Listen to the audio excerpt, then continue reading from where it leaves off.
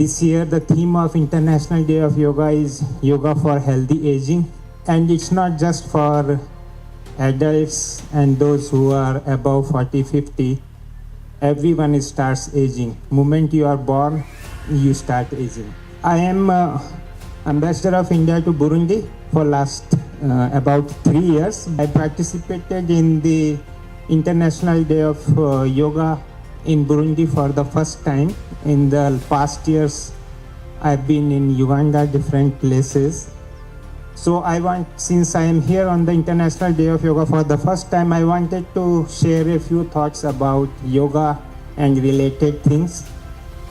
So, as some of you might be aware that yoga is an ancient Indian practice. It has origin going back to a few thousand years back.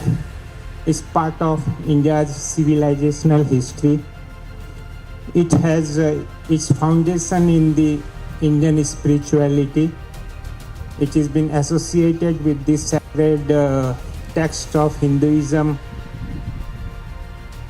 Vedas, Upanishads, and classical texts. For example, the first most scientific and properly codified text of yoga is found in the great sage Patanjali. He had his book called Yoga Sutras, which codified this practice in a scientific and holistic manner the first time in ancient India.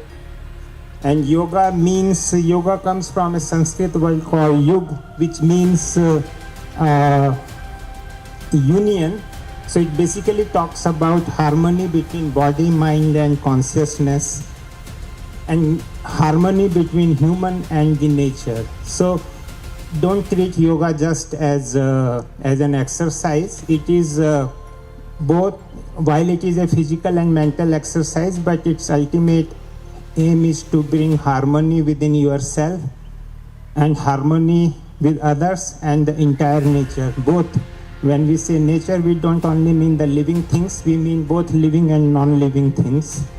And yoga provides many health benefits. It's not just hatha yoga and breathing exercise and meditation, but it's also about concentration, self-discipline, and inner balance. And it has many health benefits, especially in today's fast-moving life.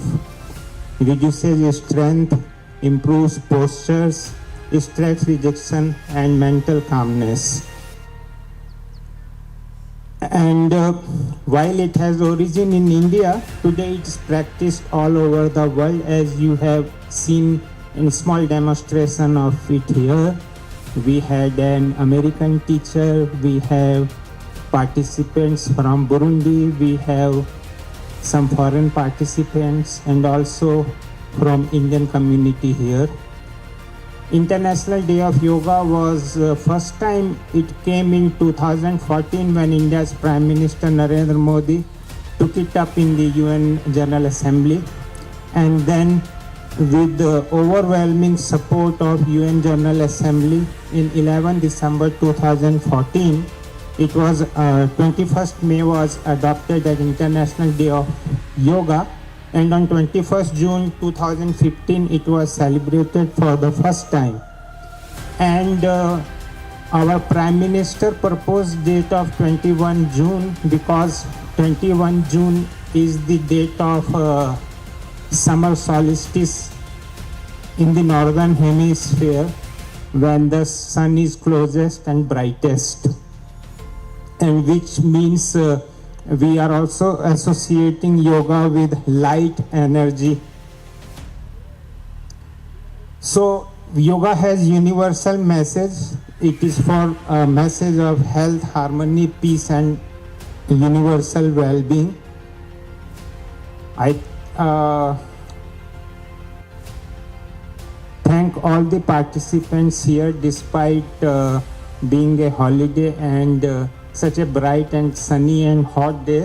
All of you came here to participate, and that's why I don't want to speak long so that you can quickly move to the shade and have some refreshment.